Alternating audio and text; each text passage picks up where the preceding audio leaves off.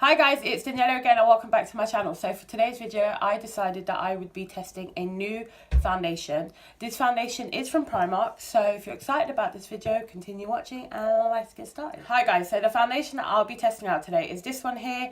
This is the PS My Perfect Colour Glow Foundation. The colour that I got is Cool Sand and this was £6. So basically it says it's a medium buildable coverage, radiant natural finish, and it's got SPF of 30. So there's no other claims on this. Like I can't pull up the website and find the claims like I do with other foundations. So the shade range for Primark's foundations overall usually it's pretty shitty. I feel like they have less than 10 colours of all of their foundations. If I'm not mistaken, it's about 6 or 5 shades that they have. So the shade range is trash, but this is the one that I got, so hopefully this works for me. So this looks like a little dropper foundation. It's got a little dropper and the dropper works. So this is the consistency, and I did expect it to be like this actually, because it says it's like medium coverage and a natural kind of finish. So I didn't expect it to be too thick or like super runny. So I'm going to pick it up with a foundation brush first. And I haven't put any like primer on. I haven't concealed my under eyes. I'm just going in with foundation first. This colour actually might be too light for me.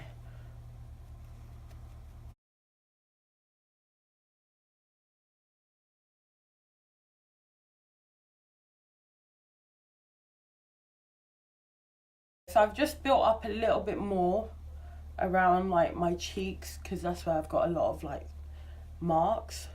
I feel like this isn't the easiest foundation to blend out.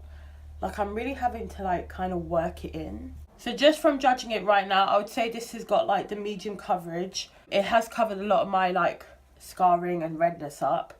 So I like that part. So the finish so far, I expected it to be a bit more radiant and like glowy rather than how it is looking right now. So yeah, the bloody dropper is not really working properly on it. It was and now it's not. So I'm just going to have to do this. And now I'm going to go with my beauty blender. So the colour I feel like is too light and maybe too cool toned on me. I feel like it's pulling more like grey, so I look like I'm casket ready. I do prefer it actually using a beauty blender. I just feel like it was harder to kind of blend with a brush. Let's see how much this builds.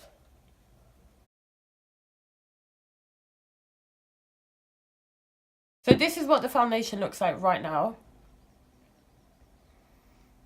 So this is the brush side, and then this is the side where I blended out with a beauty sponge.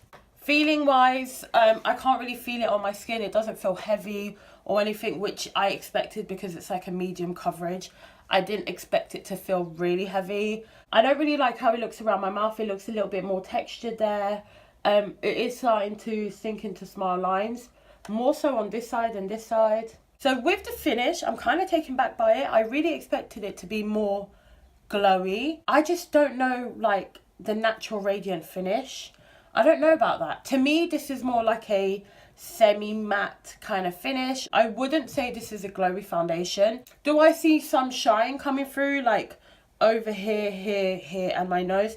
Yeah, but that could also be like my actual skin glow, because I do put stuff on to make my skin naturally glowy. So like, I don't know. The finish of this reminds me more of my Hourglass stick foundation, where when I bought this, I thought this was going to be more glowy and more like dewy. So right now, I don't know if I'm just being a hater bitch, but like, I'm not that keen on it. I'm not. It's really sinking into fine lines, and like, I've literally just had it on for like, what?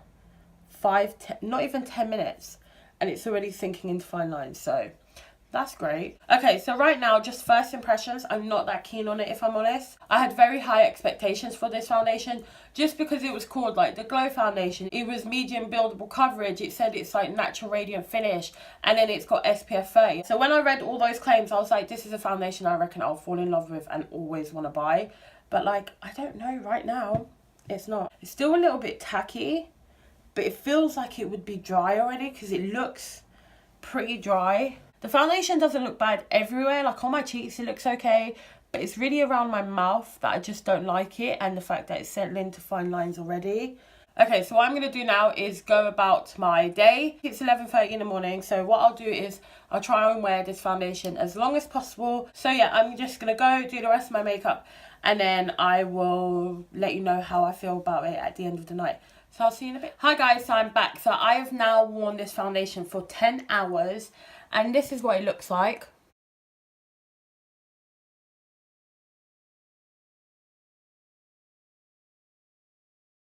So, okay, so my thoughts so far. So when I first put it on, I really wasn't that keen on the finish. Like, I was alright with it, but it wasn't like a finish that I prefer in a foundation. But now that I've worn it 10 hours, I actually like the finish a lot more. My oils have started to come through, and it is starting to break apart just a little bit, like around my nose and my mouth area, like here, which is a problem area for me. But everywhere else, it looks really good. Like, it looks fine on my forehead. Like, it's sunken into a fine line or two, but it doesn't look that bad.